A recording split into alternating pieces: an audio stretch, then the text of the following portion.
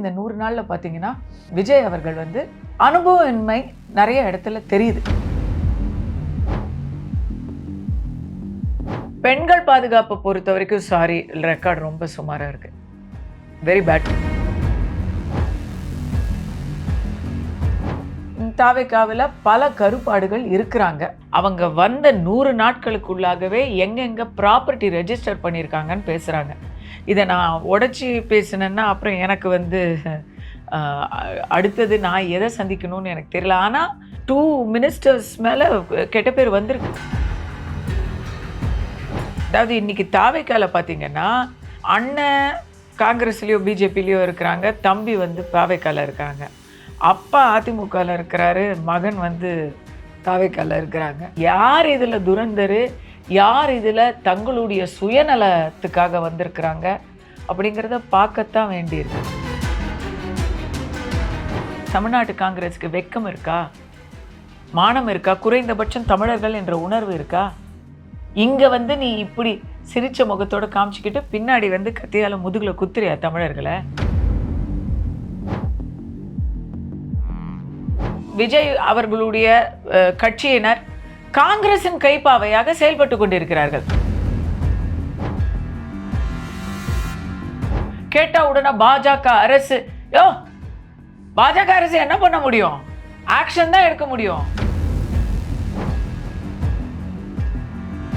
Delimitation மாதிரி அவர் எடுத்திருக்கிறது வெரி சாரி டு சே கொஞ்சம் கூட புரிதல் இல்லாம தமிழகத்துக்கு ஒரு மிகப்பெரிய அபாயத்தை விஜய் அரசு எடுக்கிறது, கையில் எடுக்கிறது.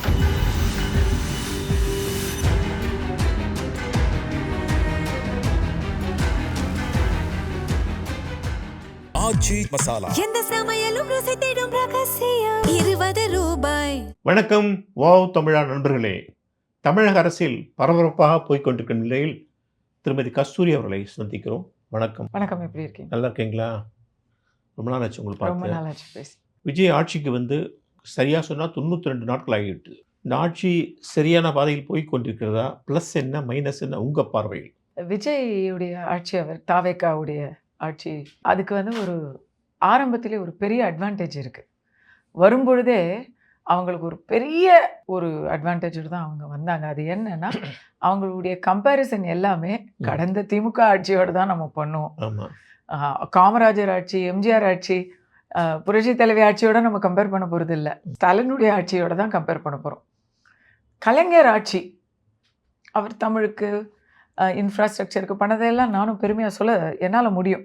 பட் ஸ்டாலின் ஆட்சியை பொறுத்த வரைக்கும் அது போனால் போதுங்கிற மனநிலைக்கு மக்கள் வந்துட்டதுனால விஜய் அவர்கள் பெரிய தப்பு எதுவும் பண்ணாமல் ஒரு மாதிரி நேவிகேட் பண்ணால் போதும்.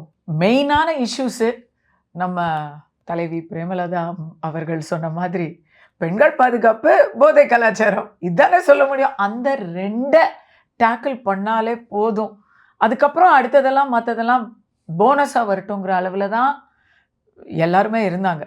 ஒரு மக்களாக சொல்கிறேன், மக்களோட மக்களாக. ஸோ அந்த வகையில் இந்த 100 நாளில் பார்த்தீங்கன்னா விஜய் அவர்கள் வந்து அனுபவமின்மை நிறைய இடத்துல தெரியுது. இருந்தாலும் அவங்க வந்து ஏதோ ஒரு வந்ததும் சம்பாதிக்கணும், வந்ததும் எக்ஸ்ப்ளாய்ட் பண்ணணும் அப்படின்னு நினைக்காம வந்ததும் ஒரு நல்லாட்சி தரணும்னு நினைக்கிறாங்க. அந்த ஒரு இன்டென்ஷன் இருக்குது. அதுக்கான அதை எக்ஸிக்யூட் பண்ணுறதுக்கான அனுபவம் இல்லை. நிறைய தவறுகள் செஞ்சுக்கிட்டு இருக்காங்க.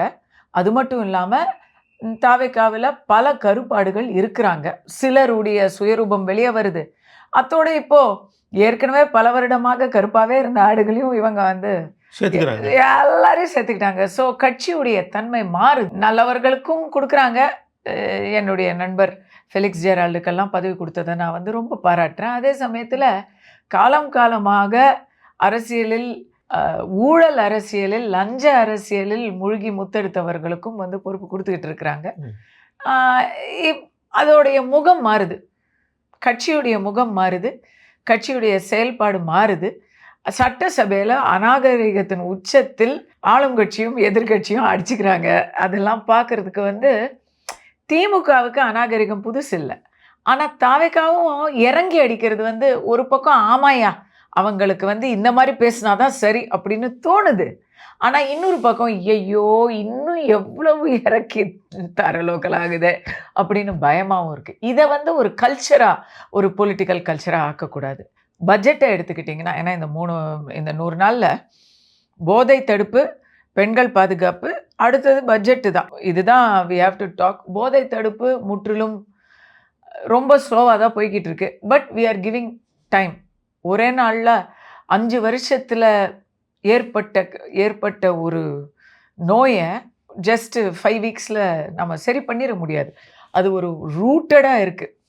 வேரூன்றி போன பிரச்சனையை கொஞ்சம் கொஞ்சமாக தான் சரி பண்ணணும். அதை செய்யணும்னு நினைக்கிறாங்க அப்படிங்கிற நம்பிக்கையை கொடுத்துருக்குறாங்க.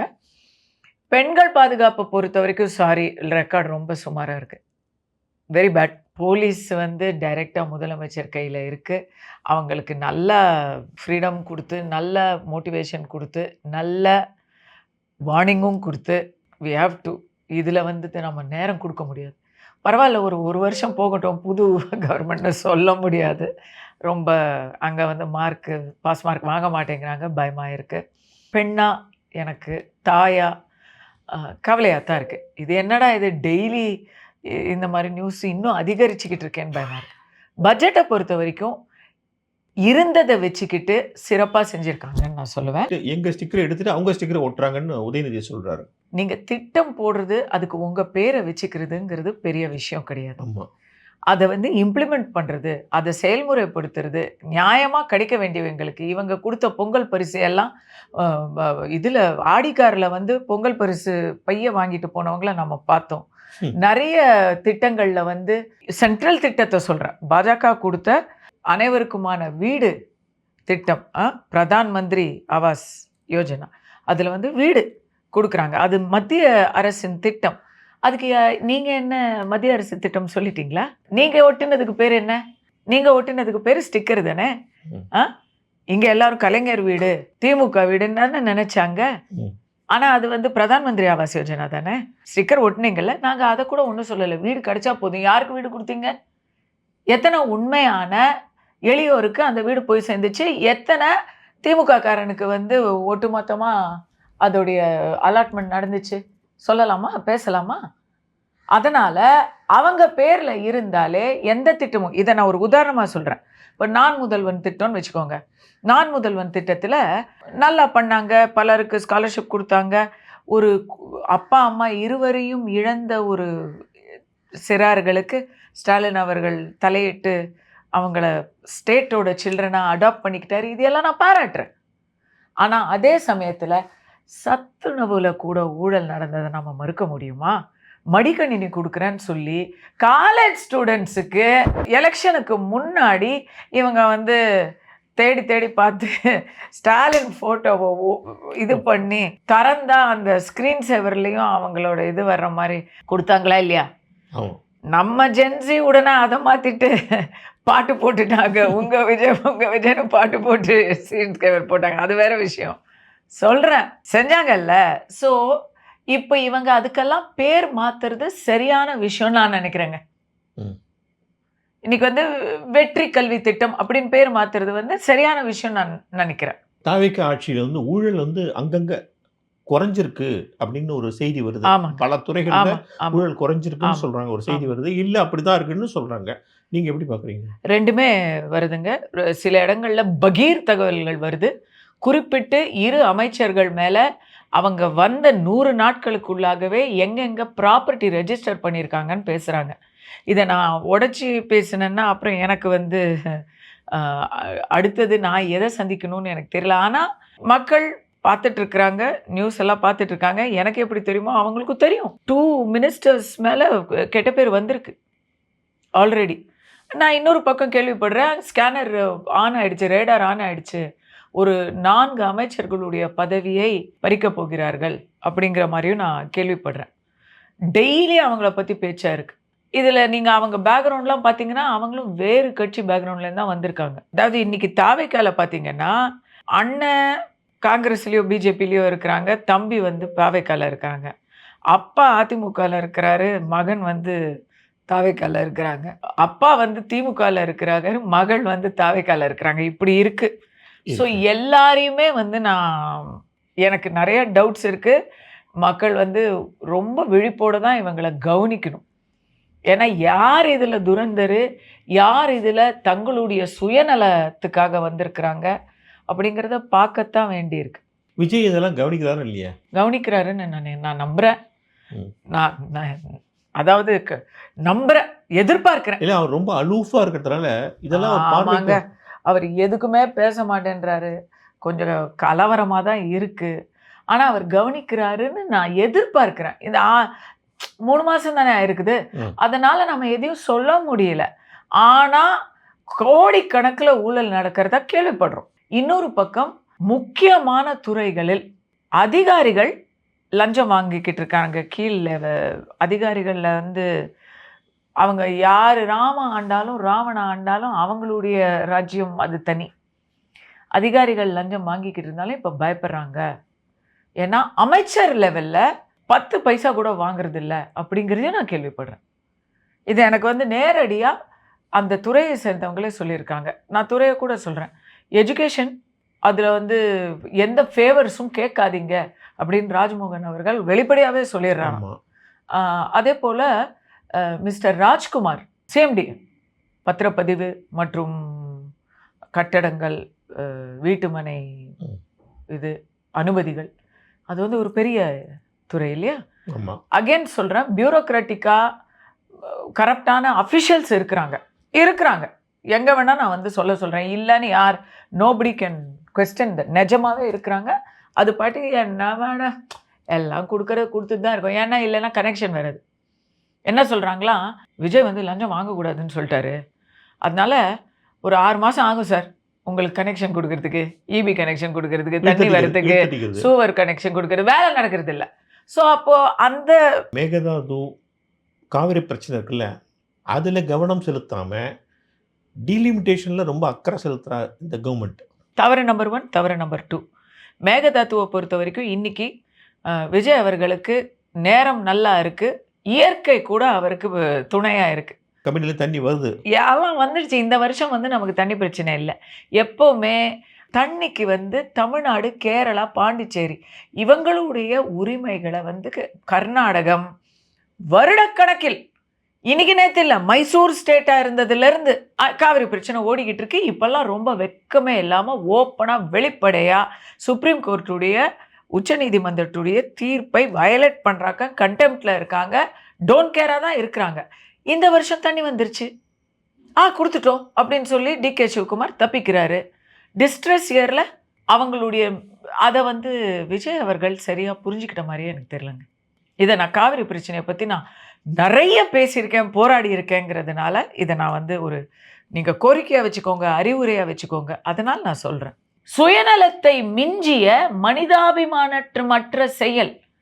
சத்தியமாக சொல்கிறேன், நான் இன்னைக்கு நான் ஆணையாக சொல்கிறேன், கர்நாடக மக்கள் தமிழக மக்களுக்கு தண்ணி கொடுக்க மாட்டேன்னு ஒரு நாளும் சொல்ல மாட்டாங்க. அவங்களுக்கு கொடுத்தா அது ஏதோ அவங்களுக்கு தெரியாது, நம்முடைய தண்ணியை நாம ஏன் கொடுக்கணும்னு நம்ப வச்சிருக்கிறாங்க. சரி, இந்த முக்கியமான ஜீவாதார பிரச்சனையை விட்டுட்டு விஜய் டீலிமிட்டேஷன் இவ்வளோ அக்கறை காட்டி எம்பிக்கள், ஏன்னா இந்த வருஷம் மழை பெஞ்சிருச்சு, தண்ணி வந்துருச்சு, இந்த வருஷம் பிரச்சனை இல்லை. விஜய் அவர்கள் நான் வர்றேன்னு சொன்னதுமே தண்ணியே வந்துருச்சு, கபினியே திறந்து விட்டுட்டாங்க அப்படின்னு சொல்கிறாங்க. அவங்க மேகதாத்து அணையை கட்டலை. ஏன்னா கட்டுனா வந்து ரொம்ப இதுவாக சொல்கிறதுனா, தியரிட்டிக்கலாக சொல்கிறதுனா, they can arrest, central government can arrest, court can order. So அந்த மாதிரி அவங்க கட்டலை. ஆனால் அதற்கான எல்லா தயாரிப்புகளும் செஞ்சு ரெடியாக இருக்காங்க. நாம் அப்படி இந்த பக்கம் பார்த்தோம்னா அந்த பக்கம் கட்டிடுவாங்க. கொஞ்சம் நம்ம கண் சிமிட்டுனா அங்கே வந்து கர்நாடகாக்காரன் நம்மளை ஏமாத்திடுவான். அங்கே வந்து கட்சி வேறுபாடு இல்லாமல் அவங்க வந்து தமிழகத்தை வஞ்சிக்கணும்னு செயல்பட்டுக்கிட்டு இருக்கிறாங்க. இதில் மத்திய அரசு வந்து நியாய தர்மத்தோடு நடக்கும் அப்படிங்கிற எதிர்பார்ப்பையும் நான் வந்து ஸ்திரமாக உறுதியாக நம்புகிறேன். இதை விடவே கூடாது. இந்த ப்ரெஷரை வந்து விஜய் அவருக்கு ஒரு அருமையான ஆப்பர்ச்சுனிட்டி, வரலாற்றில் அவருக்கு இடம் பெறக்கூடிய ஒரு ஆப்பர்ச்சுனிட்டி. இல் பி ஹிஸ்டாரிக்கல் லீடர். எம்ஜிஆர் வந்து குண்டுராவ் அவர்கள்கிட்டேருந்து விருந்து கொடுத்து காவிரி தண்ணி, அது காவிரி கூட இல்லை, அது ஆக்சுவலி கிருஷ்ணா நதிநீர் திட்டம் அந்த நேரத்தில் வாங்கினது போல் இன்னைக்கு வந்து விஜய் அவர்கள் வரலாற்று சிறப்பை அவர் பெற முடியும். But he has to be stubborn, he has to do two things. மத்திய அரசுக்கு வந்து ஒரு ரிமைண்டர், ப்ரெஷர்னு சொல்லலாம், ரிமைண்டர் சொல்லலாம். அவங்க அந்த ஸ்டான்ஸை வந்து தமிழகத்தோட ஸ்டான்ஸை நம்ம பின்வாங்காமல் இப்போ ரிமைண்ட் பண்ணிகிட்டே இருக்கணும். அதே போல் காங்கிரஸ் தானே, கூட்டணி ஆட்சி தானே, 2 மினிஸ்டர்ஸ் வச்சுருக்காங்கல்ல, எப்படியாவது they have to get this Mekedatu thing resolved with Karnataka. கர்நாடகாவில் உள்ளவங்க சொல்கிறாங்க இது தமிழ்நாடு காங்கிரஸ், நாங்கள் வேறு காங்கிரஸ். அப்போ இவங்களுக்கு தலைவர் யார்? எவ்வளவு ஒரு களவாணித்தனமான காங்கிரஸ். தமிழ்நாட்டு காங்கிரஸுக்கு வெக்கம் இருக்கா, மானம் இருக்கா, குறைந்தபட்சம் தமிழர்கள் என்ற உணர்வு இருக்கா? இங்கே வந்து நீ இப்படி சிரிச்ச முகத்தோடு காமிச்சிக்கிட்டு பின்னாடி வந்து கத்தியால் முதுகில் குத்துறியா தமிழர்களை? எப்படி நீங்கள் சொல்ல முடியும்? அங்கே டெல்லியில் இருக்கிறவங்க வந்து எங்களுக்கு டெல்லியில் தான் வந்து எனக்கு தலைவர், தமிழ்நாட்டுக்கு எனக்கு தலைவர் இல்லை, கர்நாடகா வேறு தலைவர். ஐயா மல்லிகார்ஜுன் கார்கேவுடைய மகன் அங்கே அமைச்சராக இருக்காரா கர்நாடகாவில்? அப்போ உங்களுக்கும் அவங்களுக்கும் சம்மந்தம் இல்லைன்னு சொல்கிறது எந்த அளவுக்கு கேவலமான விஷயம் தெரியுமா? அங்கே டெல்லிக்கு போனாதான் அவர் எனக்கு அப்பா, தமிழ்நாட்டில் எனக்கு வேற அப்பான்னு சொல்கிற அளவுக்கு அசிங்கம், அவமானம். தண்ணியை நீங்களும் தானே இங்கே குடிக்கிறீங்க, தமிழ் அன்னைக்கு நீங்கள் வந்து நியாயமாக பேச வேணாமா? இங்கே இருக்கிற பொன்னி அரிசியை சாப்பிட்டு தானே நீங்களும் வளர்ந்தீங்க, இங்கே இருக்கிற தமிழர்கள் அரசியல் எடுத்து தானே நீங்களும் பேசுகிறீங்க. அப்போ அது என்ன மல்லிகார்ஜுன் கார்கேக்கு தமிழ்நாடு எங்கே இருக்குன்னு தெரியாதா? அவர் வேறு எங்கேதான் வேறு, கர்நாடகா தனி நாடு, தமிழ்நாடு தனி நாடா? எல்லாரும் இந்தியாவில் தானே இருக்கோம். கேட்டால் உடனே பாஜக அரசு, பாஜக அரசு என்ன பண்ண முடியும்? ஆக்ஷன் தான் எடுக்க முடியும், உச்சநீதிமன்றம் தீர்ப்பு தான் கொடுக்க முடியும், செயல்படுத்த வேண்டியது கர்நாடகத்தின் கடமை.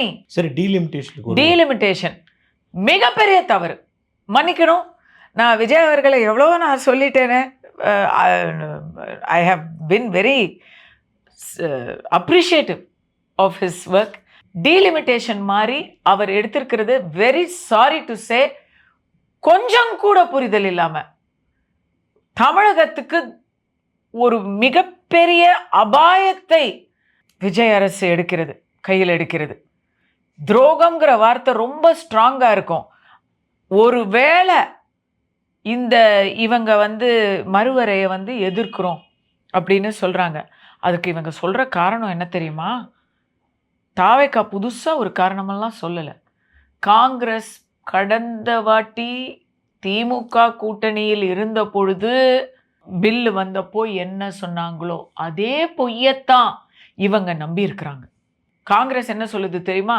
இப்போ நீ எதையாவது சொல்லி நம்ப வச்சு டீலிமிட்டேஷன் பில்லை பாஸ் பண்ணிடுவேன், ஆனால் நாளைக்கு நீ வார்த்தை மாற மாட்டேங்கிறது என்ன நிச்சயம் அப்படிங்கிறத அவங்க கேள்வி. இந்த கேள்வி காங்கிரஸ் போன்ற எந்த ஒரு கொள்கையும் இல்லாத, எந்த ஒரு நேர்மையும் இல்லாதவர்கள் கேட்கக்கூடிய கேள்வி. Delimitation is linked with women's reservation bill. You think ladies இப்போ 300 சீட்டு சில்லற வருதுங்க, பெண்கள் சமுதாயம் சும்மா இருந்துருவாங்களா? நாளைக்கு இதை மாற்றினா சும்மா இருந்துருவாங்களா? டீலிமிட்டேஷன்லேயே நான் கேட்குறேன், ஸ்டேட் அத்தனை பேர் இருக்கிறாங்க, அத்தனை பேர் சும்மா இருந்துருவாங்களா? நீ மாற்றினேன்னா தமிழ்நாட்டுக்கு 59 சீட்டு வரணும், கேரளாவுக்கு 10 சீட்டு எக்ஸ்ட்ரா வரணும், நமக்கு 20 சீட்டு எக்ஸ்ட்ரா வருது, தெலுங்கானாவுக்கு 17 சீட்டோ எக்ஸ்ட்ரா வருது. நாளைக்கு அதையெல்லாம் மாற்றி இல்லைன்னு சொன்னால் சவுத் ஸ்டேட்டில் சும்மா இருந்துருமா? அந்த ப்ரப்போர்ஷன் வந்து நார்த் இந்தியாவில் வந்து அதிகமாக கொடுக்குதான் ஐடியா பண்ணுறாங்கன்னு தானே சொல்கிறாங்க. எப்படி கொடுக்க முடியும்? இல்லை, அதுக்கு தான் அந்த பிளான் தான் போயிட்டுருக்குன்னு சொல்கிறாங்க. அதுதாங்க. யார் சொல்கிறாங்க? விஜய் இன்னைக்கு சொல்கிறது, விஜய் மற்றும் விஜய் அவர்களுடைய கட்சியினர் காங்கிரசின் கைப்பாவையாக செயல்பட்டு கொண்டிருக்கிறார்கள். ரொம்ப மன்னிக்கணும், நீங்கள் வந்து யார் தலைவருங்கிறத முதல்ல முடிவு பண்ணணும். காங்கிரஸுக்கு ப்ராக்சியாக நீங்கள் இருக்கிறது வந்து தமிழக மக்களுக்கும் நல்லதில்லை, உங்களுடைய மரியாதைக்கும் நல்லது இல்லை. நான் இந்த அளவுக்கு வேகமாக இதை சொல்கிறதுக்கு காரணம், அதை பற்றி தெளிவாக நமக்கு தெரியுது. கம்யூனிஸ்ட் போய் ஜந்தர் மந்தரில் ஆர்ப்பாட்டம் பண்ணியிருக்காங்க, இதை வந்து உடனடியாக செயல்படுத்தணும்னு சொல்லியே. பெண்களுடைய இடஒதுக்கீடு செயல்படுத்தணும், அது வந்து சென்சஸ் பிரகாரம் தான் பண்ண முடியும். அதாவதுங்க, நான் முதல்லேருந்து சின்னதாக ஒரு 4 லைன் சொல்லிடுறேன். பெண்கள் இடஒதுக்கீடு செயல்படுத்துகிறாங்க. எப்போ செயல்படுத்துகிறாங்க? இப்போ காங்கிரஸ் என்ன சொல்லுது தெரியுமா? 543 இருக்கலாம், மாற்றாதீங்க, போதும் 543 போதும்னு சொல்கிறாங்க. வெளிப்படையாக கேட்குறேன், இன்னைக்கு தமிழ்நாட்டில் 39 எம்பி இருக்காங்க. எத்தனை எம்பியை மக்களால் பார்த்துட முடியும்? சோம்பேறித்தனமான காங்கிரஸ் கட்சியில் அவங்களுக்கு மக்களை பார்த்தா என்ன பார்க்காட்டி என்னன்னு இருக்கலாங்க. மற்ற எம்பிஸ் அப்படி கிடையாது. எல்லாரும் அவங்க மக்களோட சேவை செய்யணும்னு நினைப்பாங்க. காங்கிரஸ்லேயே தமிழ்நாட்டில் நல்ல எம்பிஸ் இருக்கிறாங்க. மாணிக்கம் தாகூர் அவர்கள் இருக்கிறாரு, கார்த்தி சிதம்பரம் அவர்கள் இருக்கிறாரு. அவங்கெல்லாம் மக்களை பார்க்க வேண்டாம் அப்படின்னு சொல்லுவாரா? அவருக்கான தொகுதியை இன்னும் சீரமைத்து கொடுத்தால் அவருடைய பணி சிறக்காதுன்னு சொல்லுவாரா அவரு? பரவாயில்ல, இன்னைக்கு எனக்கு வந்து ஒரு 10 lakh பீப்புள் என்னுடைய தொகுதியில் இருக்காங்க, ஒரு பேச்சுக்கு சொல்கிறேன், அப்படியே இருக்கட்டும்னு சொல்லுவாரா? இல்லை 2 எம்பிஸாக பிரித்து நாங்கள் 2 பேர் பார்த்துக்கிறோன்னு சொல்லுவாரா? ஏன்னா டெய்லி டீலிமிட்டேஷன் பற்றி கார்த்தி சார் பேசுகிறார். நான் கேட்குறேன், உங்களுடைய பணி இங்கே 40 எம்பி இருக்கிற இடத்துல 60 எம்பி தமிழ்நாட்டுக்கு வந்தால் அது நல்லதா கெட்டதா? திமுக எதிர்த்துச்சு போன 5 வருஷம் அப்படின்னு சொன்னால் அதுக்கு காரணம் அவங்களுக்கு தெரியும். அடுத்ததானே எம்பியில் அவங்களுக்கு ஒரு எம்பி கூட வராதுன்னு அவங்க முடிவு கட்டிட்டாங்க. அதனால் அவங்களுக்கு 40 இருந்தாலும் 0 தான், 60 இருந்தாலும் 0 தான்ற மனப்பான்மையில் அவங்க இருந்தாங்க. ஆனால் இன்னைக்கு காங்கிரஸை நான் ஓப்பனாக கேட்குறேன், இன்றைக்கி நீங்கள் தாவேக்காவோட கூட்டணியில் இருக்கிறீங்க, உங்களுக்கு ஒரு வெற்றிக்கான வாய்ப்பு கூட இருக்குது. உங்களுடைய சுயரூபம் மக்களுக்கு தெரிகிற வரைக்கும் உங்களுக்கு விஜய் புண்ணியத்தில் ஒரு வெற்றி வாய்ப்பு இருக்குது. உங்களுக்கு இன்னும் ஒரு 10 எம்பி வரும்னு சொன்னால் நீங்கள் அதை எதிர்ப்பீங்களா? பாஜக எது செஞ்சாலும், அதை நல்லது செஞ்சாலும் அதை மிகப்பெரிய ஒரு குற்றம், மிகப்பெரிய ஒரு மக்கள் விரோதம்னு சொல்லி சொல்லி சொல்லி அதை மட்டுமே அரசியலாக செய்கிறதுனால காங்கிரஸ் இதை எதிர்க்குது. ஆனால் விஜய் இதை நம்பக்கூடாது. டீலிமிட்டேஷனுக்கு இன்றைக்கி சர்வ கட்சி கூட்டம் கூட்டி அதில் யாருமே இவங்கெல்லாம் போகாதது. இப்போ பாஜகவை பொறுத்த வரைக்கும் ஒரு எம்எல்ஏ இருக்காருங்க. அவர் எங்கே போக போகிறாரு? எம்பி யாருமே கிடையாது, திமுக தான் இருக்கிறாங்க. திமுக எம்பியில் யாருமே போகலை. இவர் வந்து மிச்சம் இருக்கிற எம்பி யார்? காங்கிரஸ் அவங்க கூட தான் இருக்காங்க. இதை வச்சுக்கிட்டு இவர் முடிவு பண்ணுறாரு வரை தப்பு. மிக தவறான நிலைப்பாடு. டீலிமிட்டேஷன் நாட்டுக்கு அவசியம். சென்சஸ் படி டீலிமிட்டேஷன் ஆட்டோமேட்டிக்காக வந்துடும். நீங்கள் இந்த டீலிமிட்டேஷனை ஏற்றுக்க மறுத்தா, இப்போ தொகுதி மறுவரையில் என்ன சொல்கிறாங்க? தமிழ்நாட்டுக்கு 50% எக்ஸ்ட்ரா, ஆந்திராவுக்கு 50% எக்ஸ்ட்ரா. இன்றைக்கி நம்ம ஓட்டு போடுறோம், எம்பிஸ் எல்லாம் சேர்ந்து ஏதாவது ஒரு மசோதா வந்து ஓட்டு போடுறோம். 543 பேர் ஓட்டு போட்டாங்கன்னா அதில் 2/3 மெஜாரிட்டி வரணும். ஓகேவா? அப்படின்னா 66%. சரிங்களா? 815 பேர் இருக்காங்க. இன்னும் ஒரு 50% இன்க்ரீஸ் பண்ணுறோம். 543ல் பாதிங்கிறது வந்து 773 தான் தேவை. 274 இன்க்ரீஸ் ஆகுதுன்னு வைங்க. அந்த 274ல் திருப்பி 66% தான் உங்களுக்கு தேவைப்படுது. 815ல் 543 தான் தேவைப்படுது. அப்போ அந்த 270 சில்லறை வருது இல்லையா? 218 வச்சுப்போம் பேசுறதுக்கு ஈஸியாக. 280 சீட்ஸ் எக்ஸ்ட்ரா வருது இல்லை? அந்த 280 சீட்ஸை ஒட்டு மொத்தமாக மக்கள் தொகை படி கொடுக்கணும்னு சொன்னால் ஒன்லி உத்தரப்பிரதேஷ், பீகார்லேயே முடிச்சிடலாம். 200 சீட்டு வரும் அவங்களுக்கு. மக்கள் தொகை படி பார்த்தீங்கன்னா 25 கோடி பேர் இருக்காங்க அங்கே. நம்ம 8.5 கோடி தான் இருக்கும். அந்த பயம்தான் எதிர்கட்சிகளுக்குன்னு சொல்றாங்க. ஆனால் அது இல்லையே. இவங்க என்ன சொல்கிறாங்க? 218 சீட்டில் 20 சீட்டு தமிழ்நாட்டுக்கு, 10 சீட்டு கேரளாவுக்கு, 17 சீட்டு தெலுங்கானாவுக்கு, 40 சீட்டு உத்தரப்பிரதேசத்துக்கு. அவங்களுக்கு 80 இருக்காங்க, 80 எம்பி இருக்காங்க. இப்போ நமக்கு 40 இருக்காங்க, அவங்களுக்கு 80 இருக்காங்க. அதாவது மக்கள் தொகையை கணக்கிட்டால் நமக்கு 8.5 கோடி இருக்காங்களா, அவங்களுக்கு 25 கோடி இருக்கிறாங்களா? நம்மளை மாதிரி 3 மடங்கு அங்கே மக்கள் தொகை இருக்கிறாங்க. ஆனால் நமக்கு 40 எம்பி இருக்காங்க, அவங்களுக்கு 80 எம்பி இருக்காங்க. அப்படின்னா நம்மளை மாதிரி 2 மடங்கு தான் எம்பி இருக்காங்க. இப்போ ஏற்றுறதும் நமக்கு 20 கொடுக்குறாங்க, அவங்களுக்கு 40 கொடுக்குறாங்க. அப்போ நமக்கு 60 ஆகுது, அவங்களுக்கு 120 ஆகுது. எக்ஸாக்ட் ரேஷோ அதே மாதிரி இருக்குது. பவர் என்னை விட 2 மடங்கு பவர் உத்தரப்பிரதேசத்துக்கு எப்போவுமே இருக்குது. அது அப்படியே கண்டினியூ ஆகுது. இதில் என்ன தவறு கண்டுபிடிச்சாங்க? இந்த விஷயத்தில் திமுக கொஞ்சம் அடக்கி வாசிக்கணும். அவங்க பண்ண துரோகத்துக்கு இன்னைக்கு வந்து அவங்க பரிகாரம் தேடணும். பெண்களுக்கு, தமிழகத்துக்கு அவங்க பண்ண துரோகத்துக்கு இன்னைக்கு அவங்க நாட்டுக்கு அவங்க இழைத்த அநீதிக்கு அவங்க இன்னைக்கு பரிகாரம் தேடணும். இந்த மசோதா பாஸ் பண்ணும்போது திமுக அப்ஸ்டைன் பண்ணணும் கூட ஒரு செய்தி வருது. என்ன கேட்டால் அவங்க ஏன் அப்ஸ்டைன் பண்ணணும்? அவங்க செஞ்சது தவறு. இன்னைக்கு விஜய் செய்வது தவறு, மறுவரை கூடாதுன்னு சொல்றது தவறு. அதை நான் ஆதரிக்கணும்னு சொல்றேன். திமுக எனக்கு திமுக எது செஞ்சாலும் நான் அதை சந்தேக கண்ணோட பார்க்குறாள். ஆனால் இந்த விஷயத்தில் தெளிவாக எனக்கு தெரியுது, இது நாட்டுக்கு தேவையான முக்கியமான கம்பல்சரியான ரிஃபார்ம். கம்பல்சரி. நம்ம இந்த ஆப்பர்ச்சுனிட்டியை எடுத்துக்கலைன்னா, சென்சஸ் பிரகாரம் வந்துச்சுன்னா அதுக்கப்புறம் நமக்கு 10 சீட்டு குறைஞ்சிருங்க. 40க்கு பதிலாக 32 சீட் ஆயிடுவோங்க. 8 சீட்டு போயிடும், காணாமல் போயிடும். அதெல்லாம் நான் ஒரு தமிழச்சியா, தமிழ்நாட்டுக்காரியா, பெண்ணா, இதை எதையுமே நான் ஒத்துக்க முடியாது. எனக்கு எந்த விதமான தமிழ்நாட்டுக்கு எந்த ஒரு சின்ன நஷ்டம் கூட வந்துடக்கூடாதுங்கிறது தான் முதல் குறிக்கோள். பாஜக ஜெயிக்குது, காங்கிரஸ், நிஜமா சொல்றேங்க, நான் சொல்றேங்க, இதையே காங்கிரஸ் கொண்டு வந்திருந்தா நான் காங்கிரஸ்க்கு ஆதரிச்சிருப்பேங்க. ஏன்னா தமிழகம் தாங்க முக்கியம், மக்கள் நலம் தாங்க முக்கியம். அறிவுபூர்வமா அழகா பேசுனீங்க. மிக்க நன்றி. நம்ம மறுபடியும் சந்திப்போம். Always a pleasure talking to Chandru sir.